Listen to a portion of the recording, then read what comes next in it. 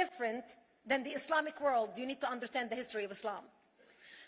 When Prophet Muhammad supposedly revealed his revelation from the angel Gabriel that he is supposed to be the last of the prophets in the early 600s, he started preaching in his own city, Mecca.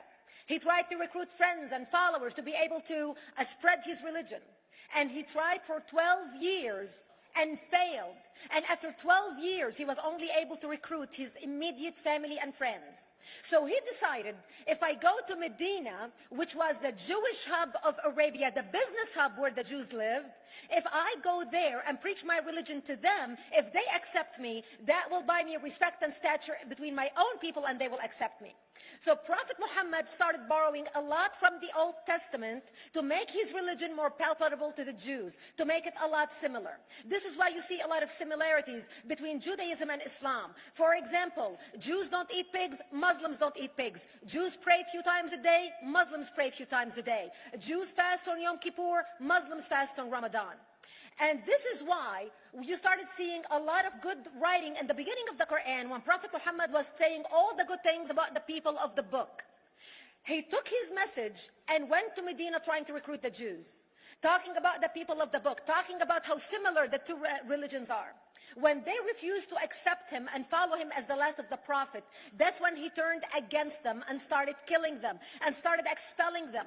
That's when Islam went from a spiritual movement for the first 12 years of Islam into a political movement cloaked in religion after the year of the Hijrah, after Muhammad went to Medina and the Jews did not accept him. He became a military warrior and declared war on them and started expelling them. Jews and Christians became dhimmi, or second-class citizens. They were only allowed to stay alive and not be killed only by paying the jizya or the protection tax. So they had a choice: convert to Islam, or if you want to stay alive, you have to pay the jizya or protection tax, living as dhimmi in the Islamic nation. Christians and Jews could not ring church bells. Jews could not blow the shofar. Christians could not ring church bells. They could not pray publicly. Christians and Jews could not gather together and build new churches or new temples. And the way they paid the jizya or the protection tax was in a monthly ceremony where they would get together downtown and the Jew would kneel on his knee and hand his goods to the mullah, who would take the goods as the price for buying the protection. And in many areas, Jews and Christians were given necklaces to wear as a receipt that they paid their jizya or their protection tax. Jews considered najis under Islam.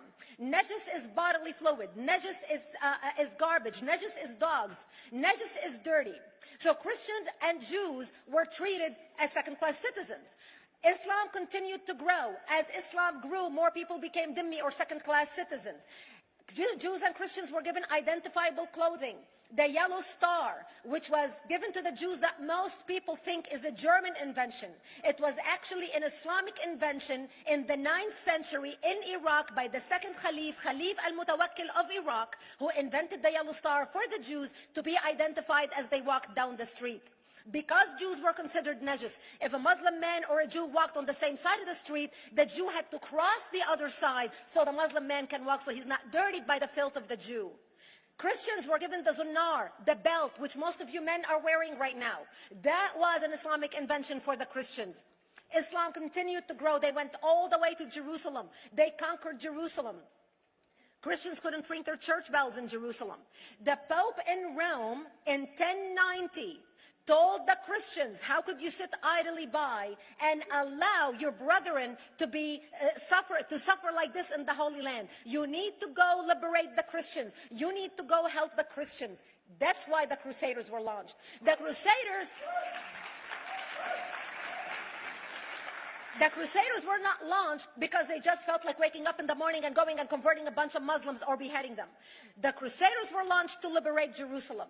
And they were able to liberate Jerusalem for less than 100 years before Salah ad-Din al-Ayyubi, Saladin, took it back, and Jerusalem remained under Islamic control until 1967, when the State of Israel liberated Jerusalem, where Christians, Jews, and Muslims could pray under the same sky.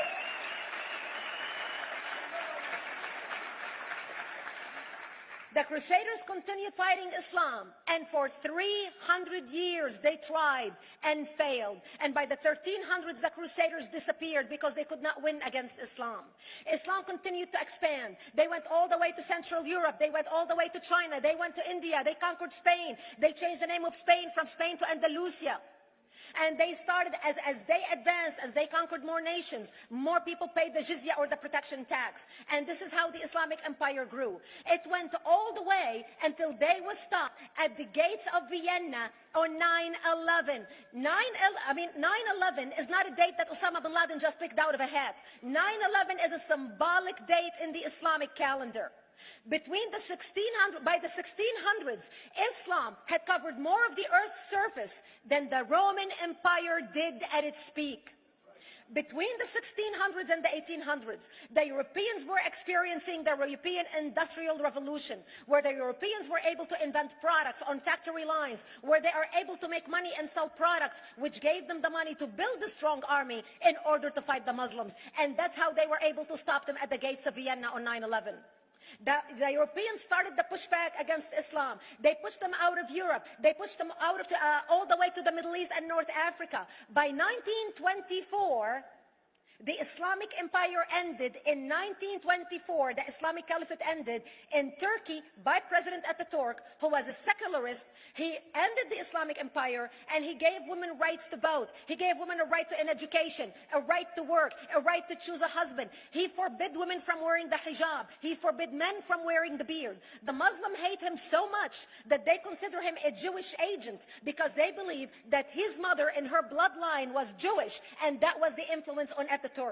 By the time the Islamic Empire or the Islamic Caliphate or the Islamic State ended in 1924, the Islamic Caliphate had existed for 1400 years, and it ended less than 100 years ago. By the time the Islamic Caliphate ended in 1924, 270 million people around the world were killed by Islam. 270 million. And we didn't have weapons of mass destruction, and there was nuclear weapons. All of these people were killed, butchered by the sword.